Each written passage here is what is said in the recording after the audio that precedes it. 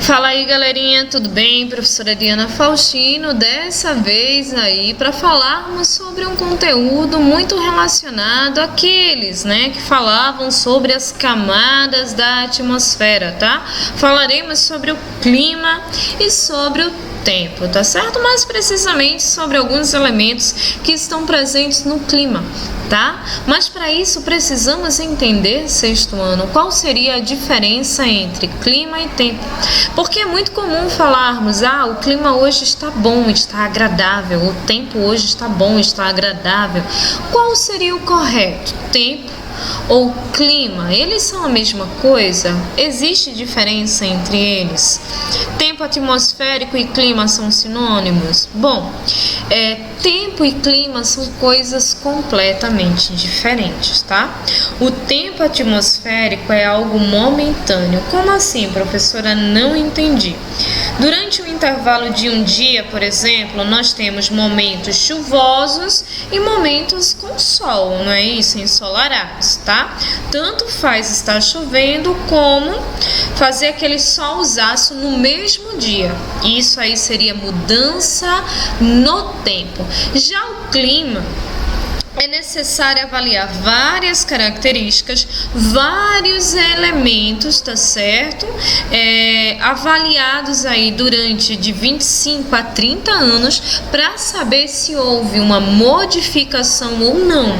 Então, nessa lógica, o clima, ele depende do tempo para existir. O clima seria a análise do tempo durante um intervalo de 25 a 30 anos. Já o tempo não, eu tenho um intervalo de um dia. Então seria errado dizer que o clima neste momento está agradável. Não, quem está agradável nesse momento é o tempo. O clima é tropical, é árido, é semiárido, é algo que vai ser analisado durante um intervalo de 30 anos para poder saber se houve alteração, modificação ou não, tá certo? Então essa seria aí a verdadeira diferença. Nessa lógica, nós podemos entender o tempo como um estado, um momento, tá certo? Que vai variar entre um momento ensolarado, um chuvoso com raios, uma tempestade com queda de neve, enfim, nublado. Então, tempo seria essa variação momentânea de temperatura, essa oscilação, tá bom? Aqui nós temos uma imagem clássica de uma previsão do tempo. Não existe uma determinação do tempo, existe uma previsão, Tanto é que às vezes quando vamos sair de casa, olhamos no celular, na internet, lá no site, qual a previsão, do tempo, se vai chover, se não vai chover, o que é que vai fazer. E às vezes a previsão ela erra. Por quê? Porque ela é uma previsão, ela não é uma determinação. Tá certo? Então veja, eu tenho nuvenzinhas aí, onde só tem nuvem possivelmente irá chover, onde só tem sol possivelmente não irá chover, irá fazer aquele sol bonitaço. Onde tem aí esses pinguinhos de chuva e sol, pode ser que tenha queda durante o dia, durante a noite, o sol apareça, em seu período diurno, enfim, tá certo? O tempo seria essa confusão da charge. Veja que o garotinho aqui está correndo de uma tempestade. Quando ele se prepara, que coloca a capa, que pega o guarda-chuva, o sol aparece. Então isso seria uma mudança temporal, uma mudança de tempo atmosférico. Nessa lógica, diferentemente do clima, o tempo muda com rapidez e sua previsão, tá certo? Com precisão se resume a dias. Eu não tenho como dar uma exatidão, vai chover hoje às 4 horas. Eu não tenho como fazer isso, tá? Porque o tempo ele é imprevisível, ele é momentâneo. Você tem que sair preparado para a chuva e para o sol. Tanto é que às vezes a gente faz assim, tá chovendo, mas daqui a pouquinho passa, daqui a pouco vem aquele solzaço na nossa cara. Isso seria aí o tempo, tá certo? Diferentemente do clima. Nesse sentido, tá? O tempo ele vai variar ao longo do dia, Veja, às 11 horas estava solzaço, às 3 horas começou a ficar nublado, raios e tal. Às 6 horas aí choveu, né? Isso aí é uma previsão, beleza? Uma mudança temporal, tá? Ao longo do ano eu vou ter aí vários momentos, vários dias assim, que pode chover, que pode não chover, enfim, tá certo? Eu tenho aí o estudo do tempo durante um dia, durante vários anos, tá? Para ter aí, para se chegar a uma característica climática, beleza? É claro que o tempo ele é analisado em um local, certo? É diferente, às vezes chove, por exemplo, aqui em Igaraçu, mas em Abreu e Lima não. Isso depende muito dos ventos, depende muito da quantidade de nuvens que se tem no céu. Enfim, vai depender de vários fatores, tá bom? Então, assim, o tempo é hoje, é o agora, é o temporal, momentâneo, tá certo? Já o clima é como se fosse um casamento duradouro, leva-se muitos anos aí para se chegar a uma conclusão. Falando sobre ele, falando aí sobre o clima, né? Nós temos a análise dele. Veja aqui que eu tenho as estações do ano, né? A primavera, o verão, o outono e o inverno. No Brasil, isso acontece o contrário, né? Aqui na América do Sul, tá? Essa imagenzinha é uma imagem aí da América do Norte. Em março nós temos, né, a presença do outono. Em junho nós já vamos ter o inverno aqui para nossa realidade. Estamos nos aproximando da primavera, dia 21, né? Em dezembro nós temos o nosso solzaço. Então vejam que essas estações do ano elas estão inversas, são estações do ano muito características da galera do norte, mas elas servem como exemplo também. Por quê? Porque o clima, tá certo? Ele vai analisar as estações do ano. Março, junho, setembro, dezembro de 1980. E como seria o clima daqui a 20 anos? Mesma coisa. Primavera, verão, outono e inverno. Então não vai haver uma mudança brusca, porque o clima ele precisa da análise diária durante um longo intervalo de tempo, que seria aí cerca de 30 a 25 anos, tá certo? Nessa lógica, tempo e clima não são sinônimos, né?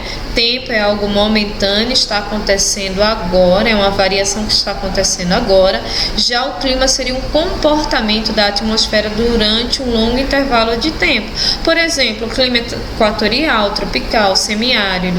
Esses daí, eles não mudam, alteram uma característica ou outra, mas eles não mudam, tá certo? Sempre vai ser equatorial, sempre vai ser tropical, sempre semiárido, a não ser que haja uma mudança brusca, tá certo? Uma mudança assim muito pontual que vai causar aí um novo termo para essas nomenclaturas, tá bom? Estado do tempo é diferente de clima, tá? Então, logo o tempo é o conjunto de condições atmosféricas que variam num dado lugar. Ou seja, o tempo é diferente aqui em Igaraçu, que vai ser diferente de Abreu e Lima, que vai ser diferente de Recife, de Araçoiaba, de Botafogo, de São Paulo, por exemplo, entre outros. Já o clima é o conjunto de condições atmosféricas, tá certo? Que vai variar numa dada região ao longo de um intervalo de tempo longo, que seria aí cerca de 30 anos. Então, seria o comportamento do tempo ao longo de vários anos, beleza? Então, o clima, para existir, ele depende do tempo. Nessa lógica, senhores, que já entendemos o que é clima e já entendemos o que é tempo, tá? Iremos estudar aí os elementos do clima. E quais seriam os elementos do clima? A temperatura, as precipitações, pressão atmosféricas e ventos, tá certo? Dentre eles, nós temos a temperatura, que foi trabalhado na nossa última aula, estão lembrados? Que eu falei para vocês um pouquinho do efeito estufa e tal. Isso por quê? Porque a temperatura ela está diretamente relacionada com a emissão de raios solares. Os raios solares são enviados do Sol à Terra, tá certo? Uma parte da radiação solar, ela é, absorvida em sua maior parte, tá? pelo planeta Terra, certo? E uma outra parte ela acaba voltando, retornando, tá? Para o universo. Então vamos lá, a radiação solar ela atravessa a atmosfera e aquece a superfície terrestre. A parte que consegue atravessar a atmosfera, ela fica ali dentro. Uma outra parte ela é repelida para o universo, tá certo? Ela não entra. Por quê? Porque os gases do efeito estufa absorvem parte da radiação, aquecendo a superfície terrestre, tá certo? Provocando o famoso que? Efeito estufa natural, porque nós aprendemos que uma vez a radiação solar dentro aqui do nosso planeta, ela não sai, não é isso? E isso faz com que o nosso planeta seja quentinho e isso proporcione vida na Terra, tá certo? Eu trouxe aqui ao lado a imagem que pudesse retratar isso aí e explicar o porquê na região da linha do Equador é mais quente e nas regiões polares um pouco mais frio. Isso por quê? Porque a radiação solar na área da linha do Equador e nos trópicos incidem diretamente. Por isso que essas regiões serão mais quentes. Já nas áreas polares, onde a radiação solar ela tem que percorrer um caminho maior, veja onde tem aí 90 graus norte-sul, tá certo? Chega-se energia solar nas áreas polares, mas em menor quantidade, digamos assim, isso porque ela tem que percorrer um percurso muito maior, tá certo? Nesse sentido, voltamos a falar dele, mas só em critérios de relembrar esse conteúdo que já foi bem trabalhado na outra aula, tá certo? Eu trouxe aqui um exemplozinho de quando o efeito estufa é bom, ou seja, natural, e quando o efeito estufa é mal, tá certo? Ruim, ok? É antrópico. Então, quando ele é mau, ele é antrópico. Quando ele é bom, ele é natural. Efeito estufa natural e efeito estufa antrópico, beleza? Então, vamos lá, ó. A radiação solar chega à superfície e aquece o planeta Terra de forma natural. Por quê? Porque os gases ozônio não permitem que a radiação solar, quando chega na Terra, ela não retorne para o universo, tá certo? Mantendo a Terra sempre quentinha. Logo, esse calor é mantido na superfície porque os gases do efeito estufa, ou seja, né, o gás ozônio impede, tá certo? Essa radiação solar. Essa radiação solar de voltar que vai atuar o que? Como um protetor solar e não permite que essa energia se espalhe pelo universo, certo? Em consequência disso, né, há uma situação de equilíbrio. Por quê? Porque esses gases mantêm a radiação solar aqui, permitindo com que elementos, tá, como árvores, solo, água, etc., absorvam essa radiação solar. No caso das plantas, né, realizem a fotossíntese, que vai ser extremamente importante, que vai ser a transformação do gás carbônico em gás oxigênio, tá certo? Tanto advindo das árvores, das florestas, como das algas marinhas, vai ser extremamente importante. Então veja como tudo está em cadeia. Esse seria o efeito estufa natural. Já o efeito estufa antrópico, que é aquele que é mal, tá certo? A má fama do efeito estufa vem da ação do homem. Então, sempre que a gente fala em efeito estufa, leva logo para um lado negativo, mas a gente sabe que existe um efeito estufa positivo, que seria o efeito estufa natural. Só que aí o homem, tá certo, com essa questão de desenvolvimento, produção, indústria, produção, gases poluentes e tal, ele acabou acelerando o efeito estufa, ou seja, o aquecimento do planeta Terra, tá certo? E isso foi chamado de efeito estufa antrópico, tá? Ele vai emitir mais gás carbônico do que outros gases tóxicos na natureza, certo? fazendo com que a temperatura se eleve e a poluição se concentre. Então quer dizer que o ser humano produz mais gás carbônico do que a natureza consegue absorver e transformar, tá certo? Fazendo com que as regiões elas sejam cada vez mais quentes. Por isso que eu tenho aqui uma imagem de uma cidade, possivelmente de uma indústria, emitindo um monte de gases poluentes. Consequentemente, essa região ela vai ser mais quente do que as regiões onde há uma maior concentração de florestas, tá certo? E uma menor concentração urbana também. Nesse sentido, são produzidas as ilhas de calor. Professora, eu já ouvi falar das ilhas de calor, mas eu nunca entendi o que seria isso. Eu costumo dizer que as ilhas de calor, ela é provocada graças à grande quantidade de concreto, tá certo? Por quê, professora? Porque o concreto, percebam que até mesmo pisando, né, em uma área de calçada onde há o cimento é extremamente quente.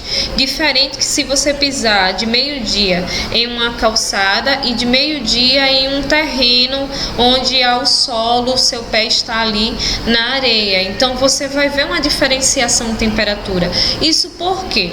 Porque o cimento ele vai absorver, né, a radiação solar e vai canalizar ali, o calor vai concentrar ali. Já o solo ele vai infiltrar parte daquele calor, uma outra parte vai se dispersar, tá certo? Fazendo com que no mesmo horário, tá, a calçada seja mais quente e o chão seja o chão com solo, com areia, tá? Sem a calçada, sem o concreto, seja mais frio. Logo nas cidades onde há uma grande concentração de concreto, tá certo? Eu vou ter um calor maior. A gente vê isso muito claramente quando vamos ao centro do Recife.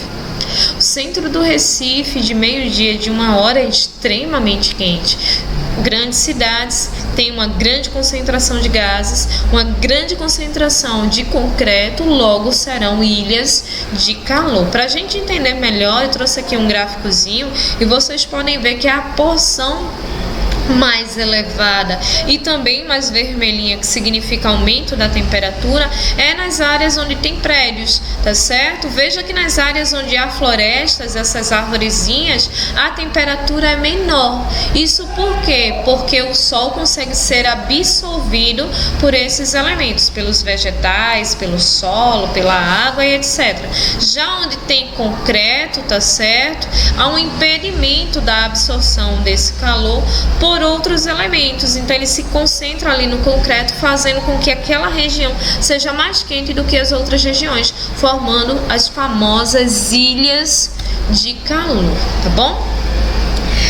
Falando sobre, né, a questão da temperatura ainda, nós podemos, né, dividir o nosso planeta Terra em zonas térmicas, temperaturas. Isso por quê? Isso porque a radiação solar que eles recebem são diferentes graças aos eixos inclinados da Terra, né, as áreas polares. Isso quer dizer que nas áreas polares eu recebo a menor incidência de radiação solar devido ao percurso, tá certo, percorrido pela radiação solar, que é maior nessa região, e a energia se dispersa, tá certo? E existe uma maior concentração na linha do Equador e nas áreas tropicais, fazendo com que do trópico de Câncer, a linha do Equador, ao trópico de Capricórnio, eu tenha a chamada zona intertropical, tá?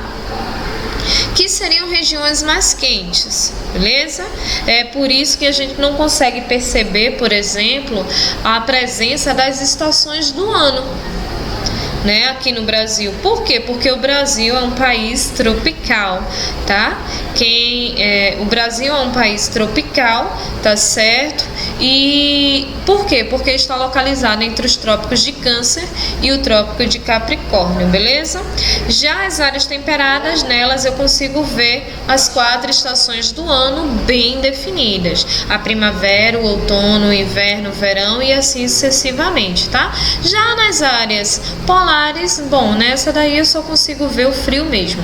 Um frio seco, um frio úmido, um frio seco, frio úmido, mais frio sempre, tá certo? Então é essa variação de temperatura ao longo do nosso planeta Terra, tá certo? Vamos falar um pouquinho sobre as precipitações. Vamos falar então sobre as precipitações, certo? Precipitações nada mais é do que chuvas, tá? Tipos de chuva, formas como a água, ela cai, né, das nuvens, seria precipitação, seria queda, tá certo? Nesse caso, queda da água, seja ela em forma de chuva, em forma de orvalho, em forma de neve, de granizo, entre outras, né? Nessa lógica, existem alguns tipos de chuva, tá certo? Na verdade, 3 tipos de chuva. Tá? Então se liguem aí. A chuva convectiva, essa que tem o número 1, tá? A chuva frontal e a chuva orográfica, tá? Agora iremos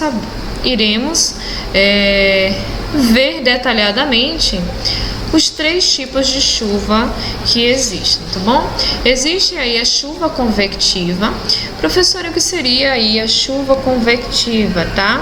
É aquela chuva onde eu tenho ar quente na parte mais baixa, mais próxima aqui ao continente, tá certo? E esse ar quente, ele sobe e acaba encontrando nuvens, né, bem condensadas e tal. Lembrando que as nuvens é a água, né, em forma gasosa lá em cima, tá certo? E por essa razão está muito gelada e por isso que elas estão concentradas lá em cima. Então, quando esse vento quente sobe e acaba atingindo a região das nuvens condensadas, né, que estão lá quase no finalzinho da troposfera, lá em cima, acontece as chuvas convectivas, que são aquelas chuvas mais fininhas, aquelas chuvas que são bastante aí constantes, tá? Elas estão muito presentes, principalmente no inverno, que a gente tem vários dias chovendo, né? Aquela chuva que não passa, pronto, é a chamada, a famosa chuva convectiva. Já a chuva frontal, essa ocorreu no dia de hoje, né? No 14 de setembro, tá certo? O que seria essa chuva frontal, professora? É aquela chuva que tá aquela nuvem lá bem cinza, bem cinza, bem cinza, tá certo? E de repente essa chuva ela se encontra com um vento quente, tá certo? Ela vai colidir como se fossem 2 carros vindo na mesma direção. Na mesma direção, como se fosse batendo de frente um com o outro, tá certo? E cai aquela chuva bem torrencial.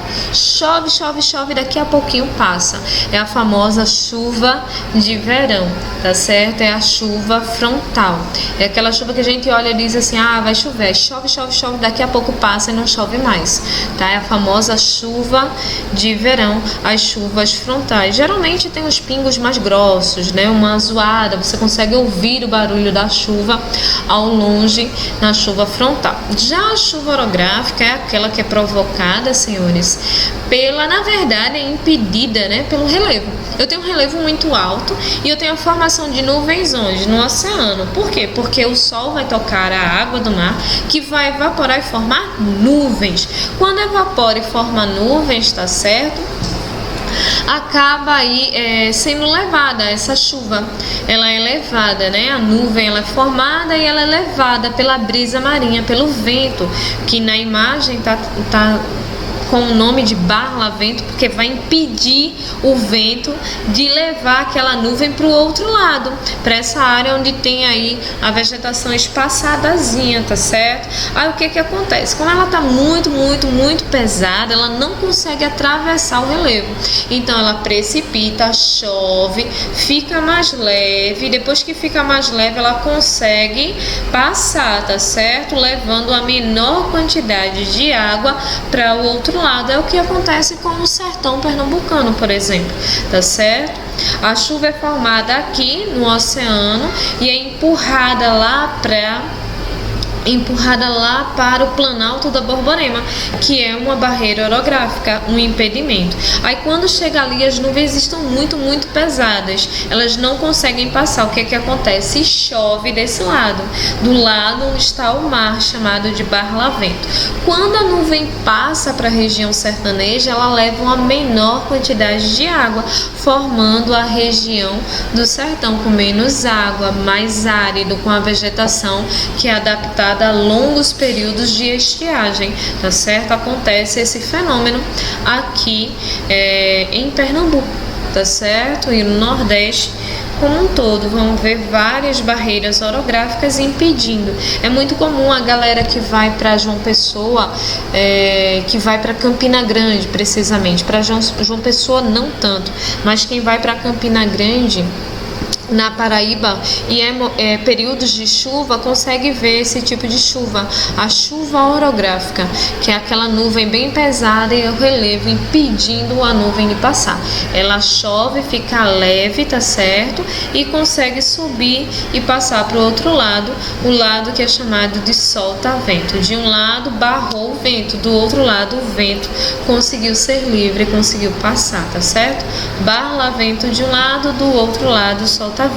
De um lado, onde as árvores estão juntinhas, bem verdinhas, né, vai haver uma grande quantidade de chuva, isso porque o relevo vai impedir a nuvem pesada de passar. A nuvem fica leve depois que chove e passa para o outro lado com a menor quantidade de água, tá bom? Esses são os 3 tipos de chuva: convectiva, também chamada de ciclônica, tá? O vento quente de baixo sobe, encontra com a nuvem bem condensada lá em cima, tá certo? Acaba aquecendo a nuvem e há o que? Precipitação. Chuva geralmente ocorre nos períodos de inverno, que é aquela chuva constante, que passa 1, 2, 3 dias, às vezes passa até mais chovendo, aquela chuva fininha e tal.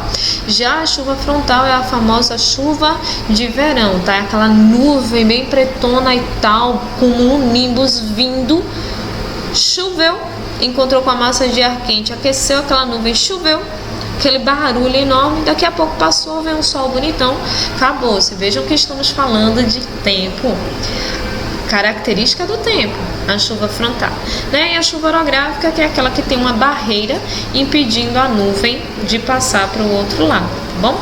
Aqui eu tenho um exemplo de que? De chuva convectiva, tá? Já aqui eu vou ter um exemplo de quê? De chuva frontal. Imagina só, que calor, bem que podia voltar a fazer aquele calorzinho gostoso, tá certo? Então, assim, a mudança brusca de tempo é provocada pela chuva frontal. Já a chuva orográfica é essa daqui, ó. Veja que de um lado a vegetação ela tá bem densa, bem verdinha, bem bonitinha, mas aí a nuvem que tá muito pesada, muito carregada, ela não consegue passar, tá certo? Então ela precipita, ela chove, né? Fazendo com que aquele ambiente seja úmido, porque tem muita água. A nuvem fica leve e passa, só que quando passa mais seco, com a menor quantidade de água, tá certo? Provocando seca nas regiões onde ocorre aí o solta-vento, né? Do barlavento muita chuva, no solta-vento quase nenhuma chuva, tá certo? Não podíamos esquecer de falar delas, as chuvas ácidas. Professora, como é que ocorre a chuva ácida? Uma chuva convectiva, uma chuva frontal, uma chuva orográfica? Pode ser convectiva e pode ser frontal, tá certo? Como assim? A chuva ácida vai ser a água que vai estar concentrada nas nuvens. Só que lembrem-se, a nuvem é gás. Se a nuvem é gás, tá certo? Ela vai misturar-se com outros gases que estão presentes aqui na atmosfera. Entre eles, gases poluentes, gases tóxicos, tá certo? Gases que, quando a precipitação ocorrer, a chuva frontal ou convectiva ocorrer, tá certo? A molécula de água irá carregar consigo esses gases altamente poluentes e ácidos, que quando atingem a vegetação, o telhado de casas, tá certo? Alguns animais acabam matando.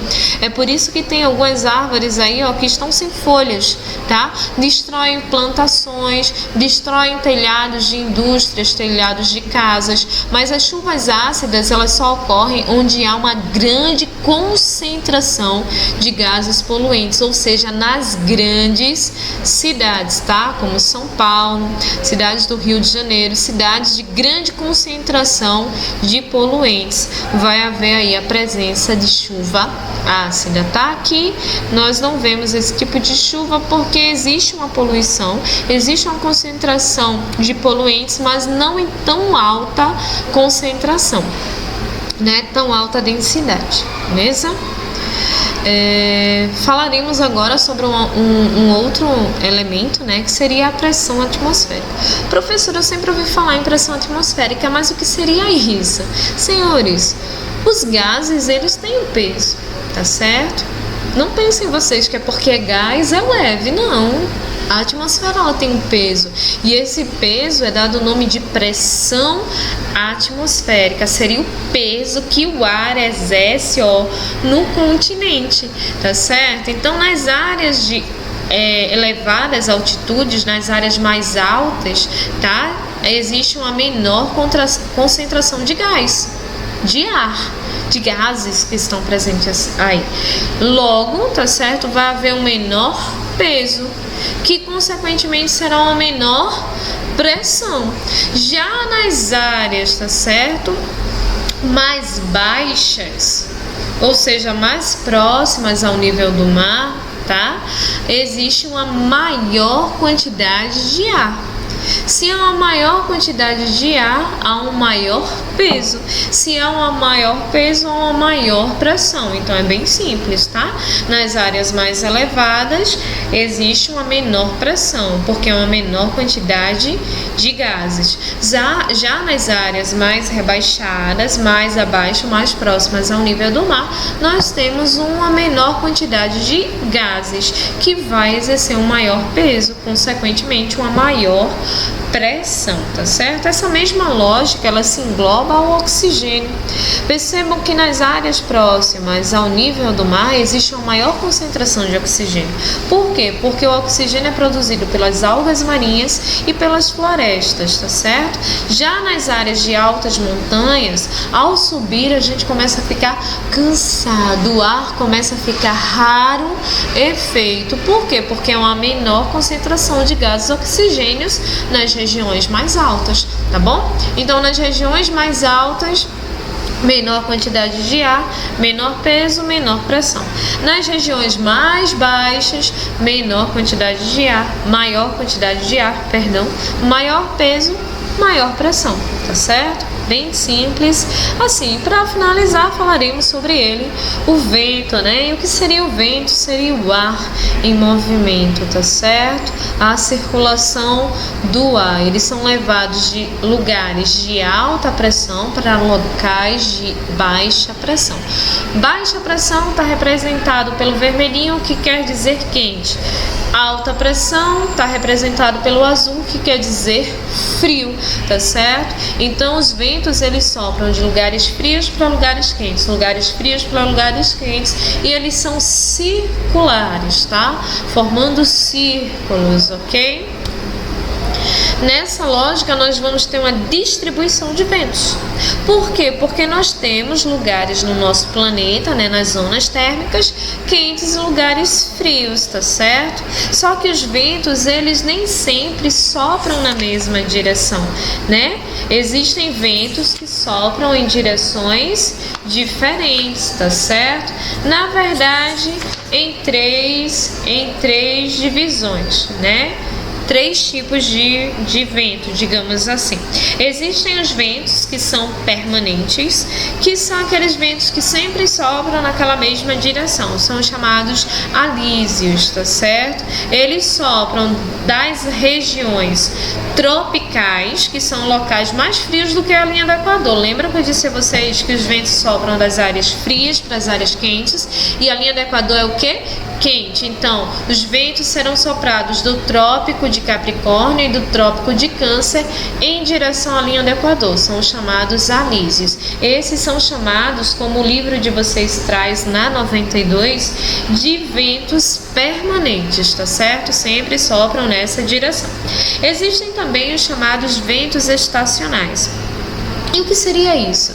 Seriam ventos que só ocorrem em determinados lugares, tá certo? Em determinados períodos, como por exemplo, os ventos de monções que ocorrem na região da Ásia, tá?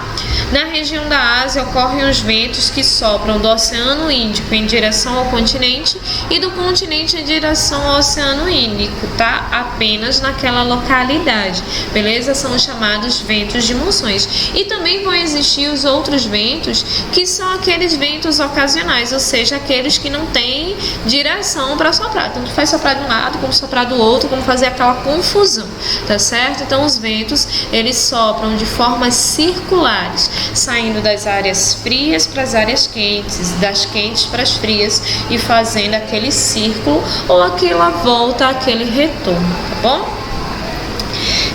Aqui eu tenho um exemplozinho dos ventos alísios. Esses são os ventos chamados de quê? De permanentes. Eles sempre irão soprar dos polos para a linha do Equador, da linha do Equador para os polos, dos polos para a linha do Equador, da linha do Equador para os polos, sempre movimentos circulares. Se vocês têm dúvidas que o vento sopra em movimentos circulares, tá certo? Esse momento é um momento que as folhas estão caindo muito, né? A primavera está se aproximando, mas muitas folhas estão aí se renovando, tá? Observem quando o vento passa próximo à superfície e leva as folhas e forma como se fosse um redemoinho, né? Circular. Essa ideia de circular, de círculo, ok? Formando aí um círculo, dando a ideia de áreas circulares, tá bom? Esse foi aí o nosso conteúdo sexto ano. Espero que vocês aí tenham entendido um pouquinho sobre esse conteúdo. Tem muito mais coisas, mas isso aí ficará para a próxima unidade, tá bom? Por enquanto, encerramos aí nos elementos do clima, tá? Então, quem tiver curiosidade, quiser ler o seu livro, página 86, página 87, 88, página 89, tá certo? Página 90, tá? E página 91 e 92 irão conter todos esses conteúdos que foram falados nesse vídeo para vocês, tá bom? Um beijão, fiquem com Deus e até a próxima. Tchauzinho!